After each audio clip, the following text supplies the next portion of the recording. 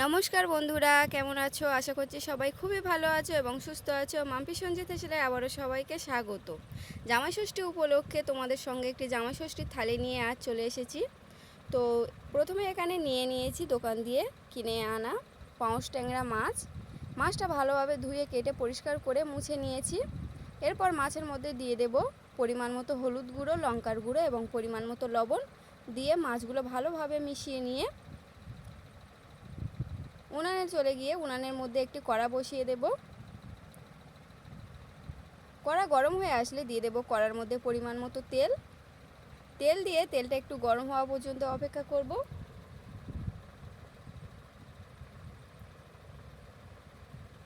তেল যখন ভালোভাবে গরম হয়ে আসবে তেলের মধ্যে একে একে পাঁচ ট্যাংরা মাছগুলো দিয়ে দেব। এই মাছগুলো ভাজার সময় একটু সাবধানে ভাজতে হয় বন্ধুরা।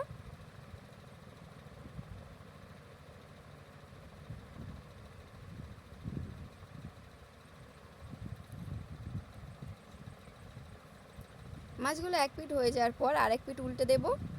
এইভাবে সবগুলো মাছ আমি ভেজে নেব।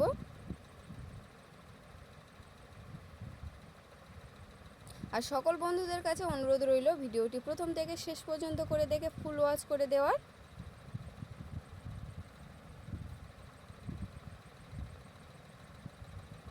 মাছগুলো ভাজা হয়ে গেলে একে একে মাছগুলো নাবিয়ে নিয়ে সবগুলো মাছ ভেজে নেব।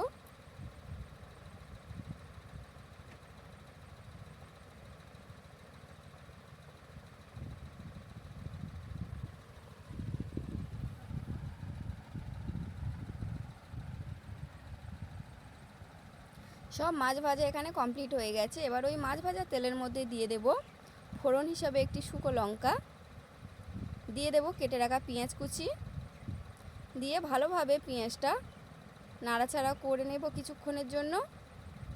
এরপর পেঁয়াজটা তাড়াতাড়ি হেজে যাওয়ার জন্য দিয়ে দেব পরিমাণ মতো লবণ দিয়ে আরও কিছুক্ষণ নাড়াচাড়া করে নেওয়ার পর দিয়ে দেব বেটে রাখা রসুন দিয়ে রসুনের গন্ধটা চলে যাওয়া পর্যন্ত আরও কিছুক্ষণ নাড়াচাড়া করে নেব। এরপর দিয়ে দেব কেটে রাখা কাঁচা লঙ্কা, দিয়ে দেব কেটে রাখা টমেটো কুচি, এরপর দিয়ে দেব কিছুক্ষণ নাড়াচাড়া করে নেওয়ার পর বেটে রাখা আদা দেওয়ার পর দিয়ে দেব পরিমাণ মতো হলুদ গুঁড়ো। ভালোভাবে সবগুলো মশলা কষিয়ে নেওয়ার পর দিয়ে দেব জল। এখানে আলাদা করে আর গুঁড়ো লঙ্কার ব্যবহার করব না। ঝোলটা ভালোভাবে ফুটতে শুরু করে দিলে ভেজে রাখা মাছগুলো একে একে ঝোলের মধ্যে দিয়ে দেব।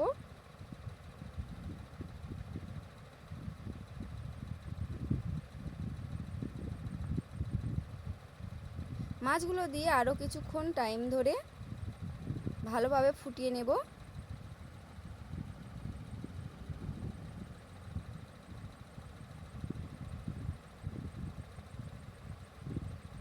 নাবিয়ে নেওয়ার আগে দিয়ে দেব গরম মশলার গুঁড়ো,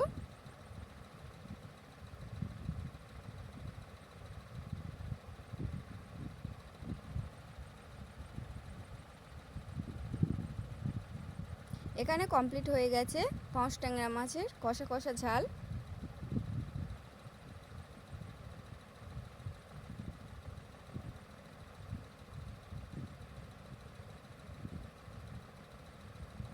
এরপর দ্বিতীয় রেসিপিটি করার জন্য আবারও চলে যাব। তো প্রথমে আদা ও রসুন পেস্ট করে নেব।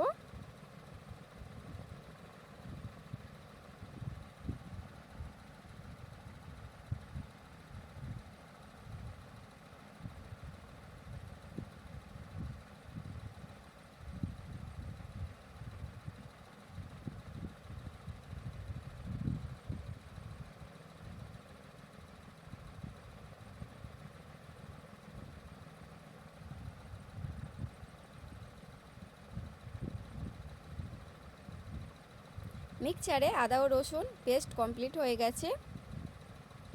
এরপর চিকেন বানানোর জন্য বাড়িতে পোষা একটি মুরগি ছিল, মুরগিটা মেরে ভালোভাবে কেটে ধুয়ে পরিষ্কার করে নিয়েছি। এরপর আবারও উনানে চলে যাব। কড়া বসিয়ে দিয়ে কড়া গরম হয়ে আসলে কড়ার মধ্যে দিয়ে দেব পরিমাণ মতো তেল, তেল দিয়ে আবারও দিয়ে দেবো দুটো শুকনো লঙ্কা,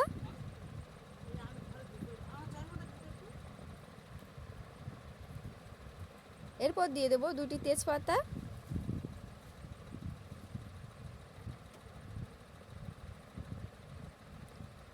দিয়ে দেবো দুইটি এলাচ এবং দুইটি লবঙ্গ,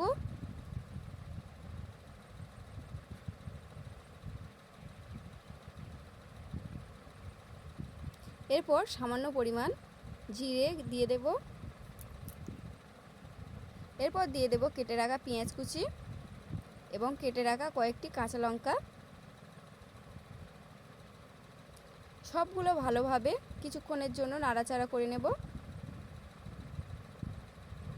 পেঁয়াজটা ভালোভাবে ভাজা ভাজা মতন হয়ে গেলে দিয়ে দেব বেটে রাখা রসুন,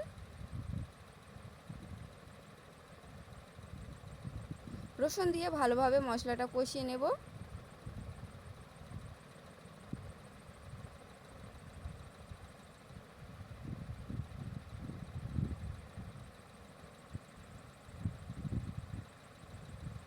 এরপর দিয়ে দেব কেটে রাখা টমেটো কুচি,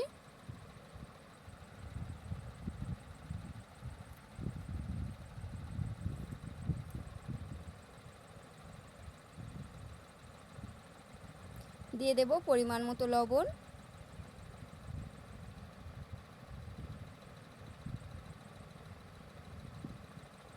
দিয়ে দেব বেটে রাখা আদা,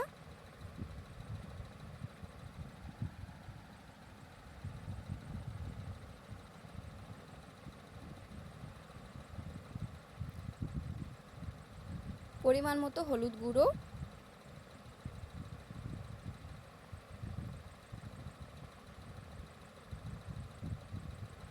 পরিমাণ মতো লঙ্কার গুঁড়ো,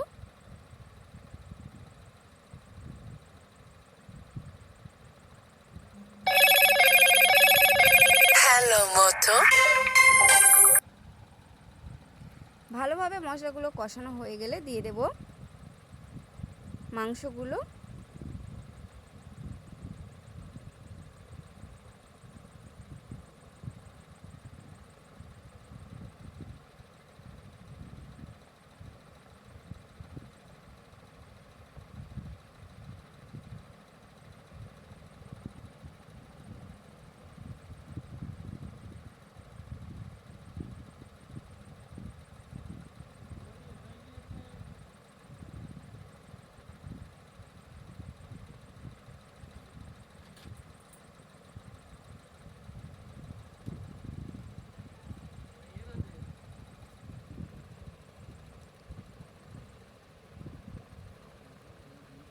মাংস কিছুক্ষণ কষিয়ে নেওয়ার পর আরও কিছুটা কেটে রাখা পেঁয়াজ কুচি অ্যাড করব মাংসের মধ্যে।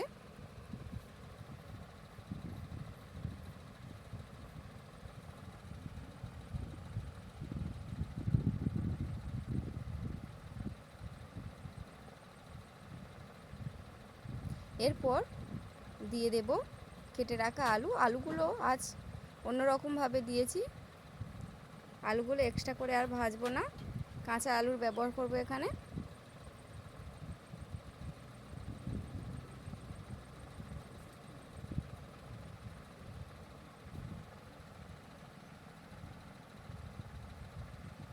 এইভাবে অনেকটা টাইম নিয়ে ভালোভাবে মাংসগুলো কষিয়ে নিতে হবে। ভালোভাবে কষানোর পর দিয়ে দেব হালকা করে গরম জল করে রাখা জল,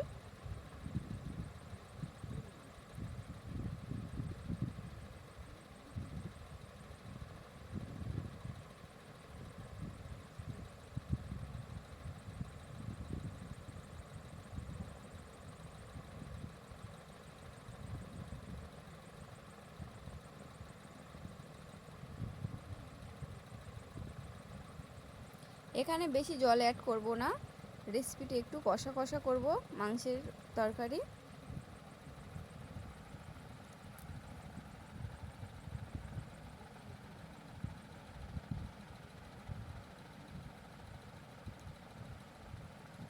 এরপর মাংসের তরকারি ভালোভাবে ফুটতে শুরু করে দিলে দিয়ে দেব কয়েকটি কেটে রাখা কাঁচা লঙ্কা,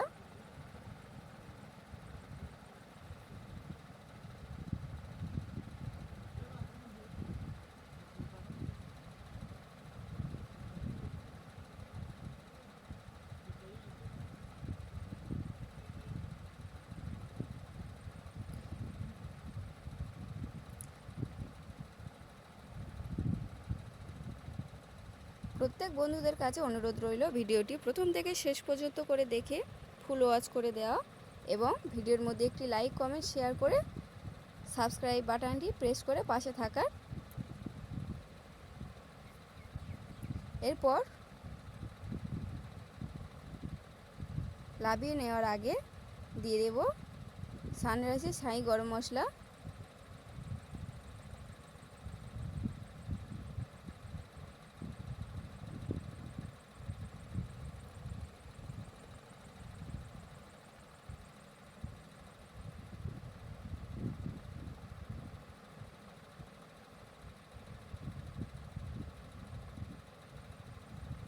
চিকেনের কষা কষা রেসিপি একেবারে কমপ্লিট হয়ে গেছে। এরপর বসিয়ে দেব পায়েসের জন্য গোবিন্দভোগ চাল। চালটা ভালোভাবে ধুয়ে বসিয়ে দিয়েছি।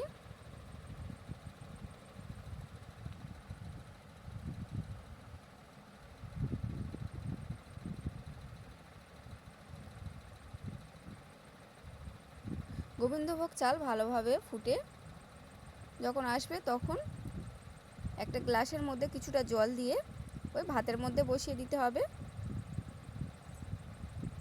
জলটা হালকা গরম হয়ে আসলে জলের মধ্যে কিনে রাখা আমুল স্প্রে দুধ দিয়ে ভালোভাবে ঘন করে নেব পায়েসে দেওয়ার জন্য।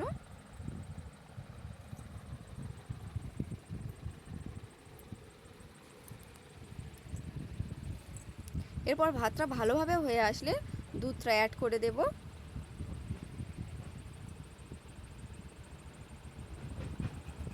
দুধ দেওয়ার পর দিয়ে দেব 2টি এলাচ, তেজপাতা,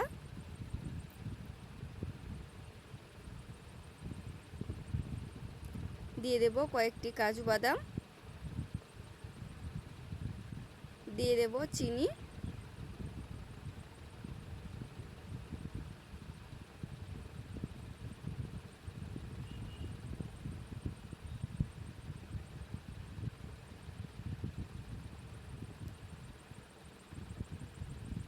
সব শেষে স্বাদ বজায় রাখার জন্য দিয়ে দেব পরিমাণ মতো লবণ।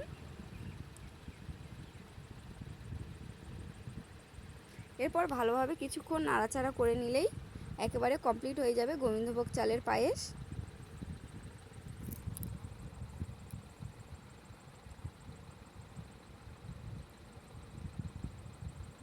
তো আজ ছোটোখাটোর মধ্যে জামাই ষষ্ঠীর থালি স্পেশাল এটুকুই ছিল বন্ধুরা।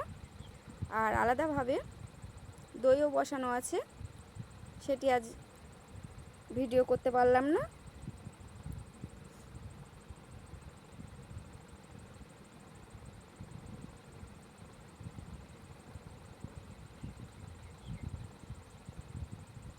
তো অবশ্যই করে জানিও বন্ধুরা আজকে জামাই ষষ্ঠীর থালি আজ কেমন লেগেছে, আর প্রত্যেকের বাড়িতে আজ কি কি মেনু হয়েছে অবশ্যই জানিও।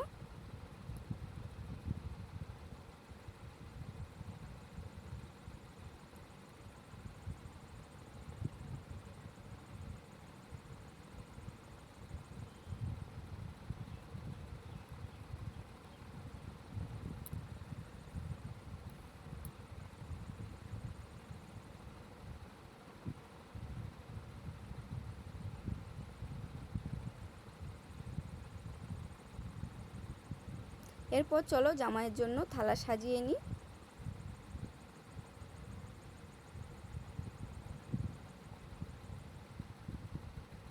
একটা বাটিতে নিয়ে নেব প্রথমে মাছের ঝালের রেসিপিটি।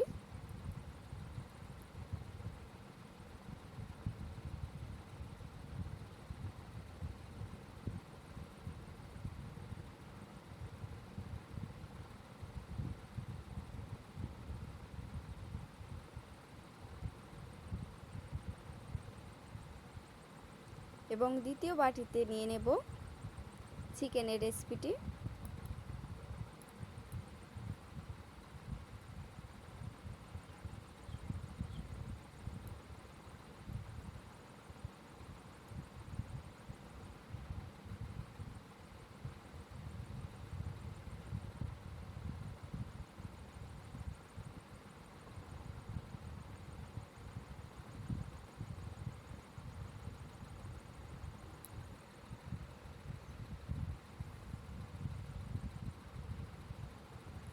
এবং তৃতীয় বাটিতে নিয়ে নেব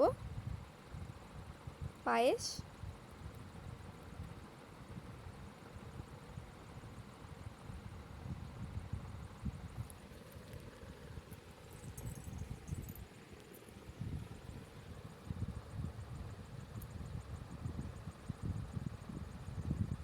এবং আরও একটি পাত্রের মধ্যে নিয়ে নেব সাদা ভাত।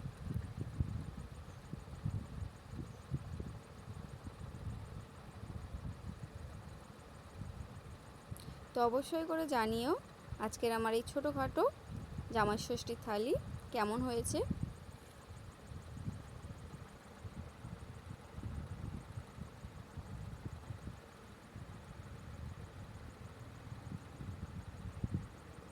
থালির মধ্যে আরও অ্যাড করব কয়েকটি পটল ভাজা,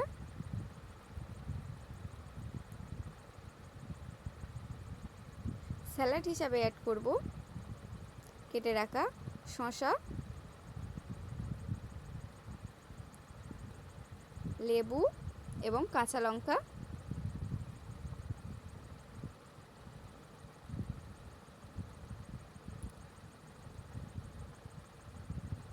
তো অবশ্যই করে ভিডিওটি প্রথম থেকে শেষ পর্যন্ত করে যে সব বন্ধুরা দেখছো তাদেরকে অসংখ্য অসংখ্য ধন্যবাদ এতক্ষণ পর্যন্ত ভিডিওটা দেখার জন্য এবং আমার পাশে থাকার জন্য। প্রত্যেক বন্ধুদের জামাই ষষ্ঠীর অনেক অনেক শুভেচ্ছা রইল। নমস্কার।